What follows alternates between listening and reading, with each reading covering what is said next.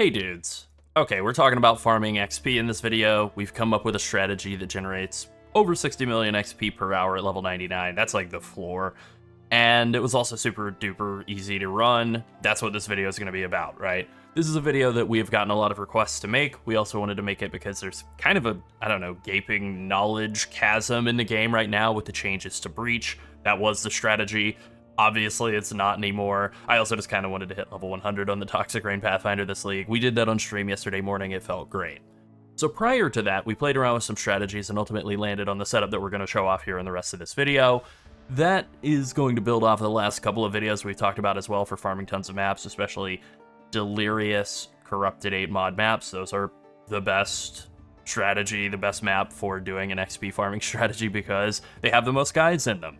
Another positive of this strategy is that it will generate a ton of currency in Scarabs and div cards as well. It's actually pretty profitable in terms of return per hour and cheap to run, in addition to giving you a ton of XP. So let's get into it, but first be sure to like and subscribe. Over 2/3 of our viewers aren't subbed, so go ahead and do it. It helps more people see our content, which helps us keep doing this. Join our Discord as well. We've got a great community there. Okay, here's the absolute most basic rundown on how to farm XP in Path of Exile. Kill monsters as fast as possible, don't die. That's it. So from that starting point, our goal was simple. How do we spawn as many monsters as possible, as quickly as possible, and kill them as fast as possible, and also not die? So Breach used to be the answer, but it got nerfed as a source of XP in this league. It got nerfed really hard, actually. Realistically, you probably shouldn't do Breach if you want to maximize XP per hour. The Fortress events and the Islet events are terrible XP per hour. The stable breaches, unstable breaches, they're okay. So what we settled on is Beyond and Evolution Shrines. We're not using Alva here. That's pretty annoying to set up. It is an option you can do if you really want to and you don't mind fitting the goal into your setup, or even if you don't want to do that and you just want to make some Alva temples to sell some double corrupt stuff or do it yourself, that's an option too. So why not Abyss? Abyss is an option. It's pretty cringe. It's slightly worse XP per hour in our testing.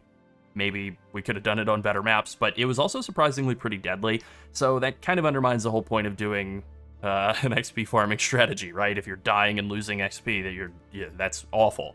It's also worse for currency, and like a lot worse. #1 Abyss haters over here, apparently.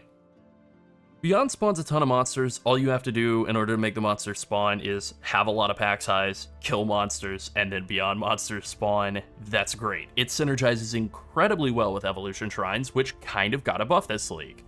And we can go ahead and show that off with the wiki page entry for it. So you won't be able to see this in game. It's not written anywhere in game, but it was in the patch notes. Evolving shrines from the Domination Scarab of Evolution used to be a 10% chance to upgrade the rarity of monsters. You kill a normal monster, it turns into a magic. You kill a magic, it turns into a rare.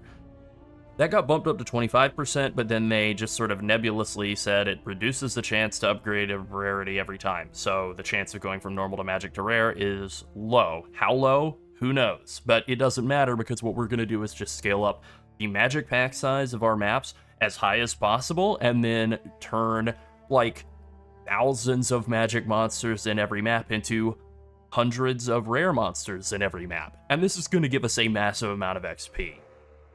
We're also going to be able to synergize this with another hilariously strong Scarab that I guess I took out of my map device and threw over here, Beyond Scarab of the Invasion. Every time you kill a rare unique monster in the area, including the monsters that you made with the Domination Scarab of Evolution, you spawn a bunch of Beyond portals, which then spawns more monsters. So we're just getting this like insane tidal wave of monsters in every single map. Alright, so let's go ahead and jump over to the Atlas passive tree that we're running here, and so we're taking a lot of stuff that gives you rewards. You know, we're taking like a lot of Scarab nodes, we're taking a lot of the quant nodes around the area. I'm going to be honest, I wasn't paying attention to the amount of currency that this strategy was actually generating in terms of like a super tight, locked-in focus, but just going off a feel, I feel like I got about as many divine orbs per hour from this strategy as any other strategy I've done this league, and a mountain of Scarabs for sure. So, we're taking all the shrine nodes, like all of them, every single one. They're all good. We're also, maybe if you really want to be safe, you could not take all that glitters. Covetous shrines do make you take more damage, so you could drop this if you want, but, whatever. In terms of Beyond, we're taking almost all of the Beyond nodes. The couple of things that we're not taking are all related to Endless Tide.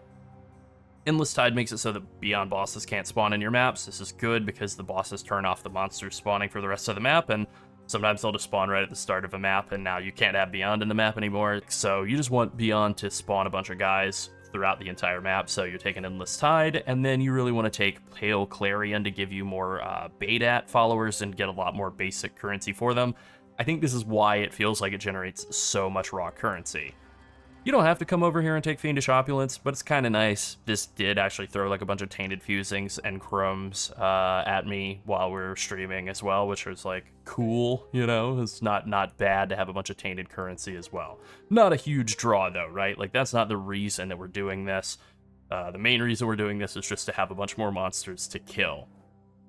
Also, in terms of spawning Beyond in your maps, you do have to get 100% chance for Beyond to spawn in your maps in order for it to work. So you have to get that out of the tree. You can't, like, there's a 0% base chance, so like 92 or 94 or whatever means that there will be some maps where it doesn't happen. So 100% guaranteed from the tree. We can get that right on the dot. There we go.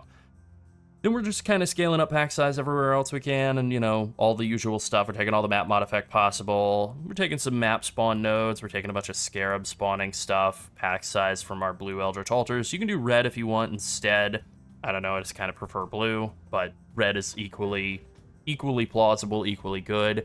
This node here, Chiseled Perfection, if you aren't running Corrupted 8 mod maps, you know, if you're chiseling and alching and corrupting them yourself, then take this node. If you're not, then don't. If it, like, anywhere that you need to drop points, just drop Scarab nodes. Like, they're not that important, these little, like, 4% increased Scarabs. They're good, but they're not mandatory to make this strategy work at all, if you want to fit something else in. Alright, so with the tree covered, now let's talk a little bit about Scarabs. You basically have 4 Scarabs that are locked in for this strategy, and then you kind of have some wiggle room on the 5th. So the first 2 Scarabs that you're guaranteed to want to run are Monstrous Lineage. This is 80% increased magic pack size, which is just, like, an outrageous amount of magic pack size. And then you also want to take an Evolving Shrine Scarab, you know, at least one, and you kind of want to start every map off by, like, boss rushing and hunting the Evolving Shrine, getting that, and then full clearing as fast as possible.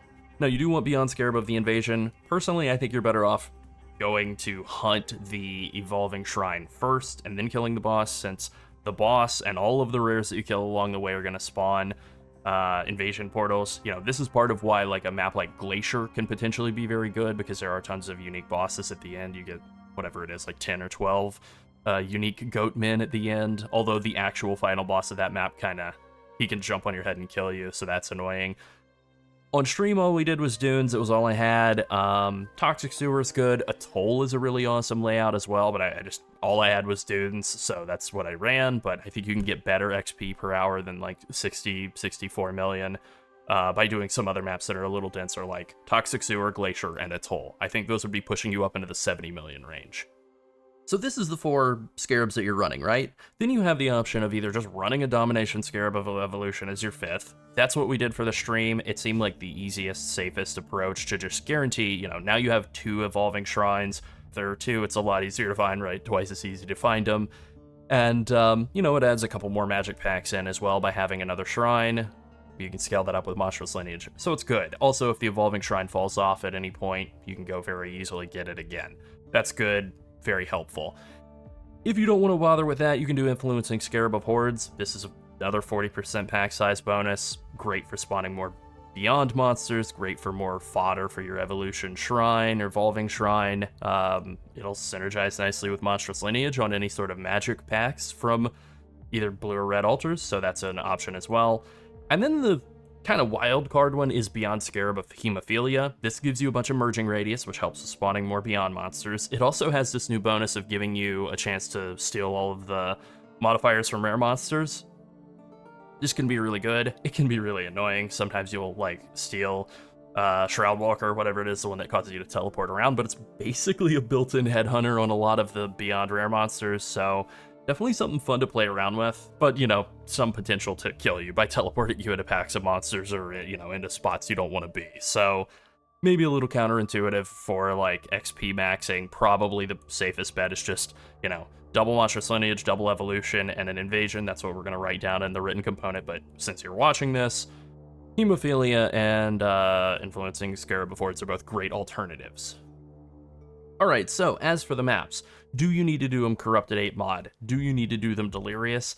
No, but they're going to have a lot more monsters if they are Corrupted 8 mods. They're going to have a lot more monsters if they're Delirious maps as well. So, like, if you're really wanting to maximize the XP per hour, doing some of the strategies that we've, run over the last couple of days, the Delirious 8 mod map farming in tier 17, doing that to farm up a bunch of those, generate a bunch of fodder to do this strategy works really well. And yeah, that is definitely the fastest way to level up, is to have a pretty filled, juicy map that you can then add all these multipliers on: Monstrous Lineage, Invasion, Scarab, Evolution, etc.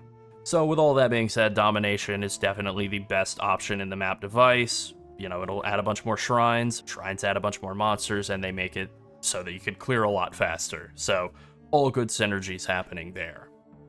Alright, that's it. This is a super simple one. Great strategy, really. Alright, so it's like the breakfast hour, so let's end on a question. What is your favorite breakfast food? I'm an Eggman. Sunset is a noble potato enjoyer.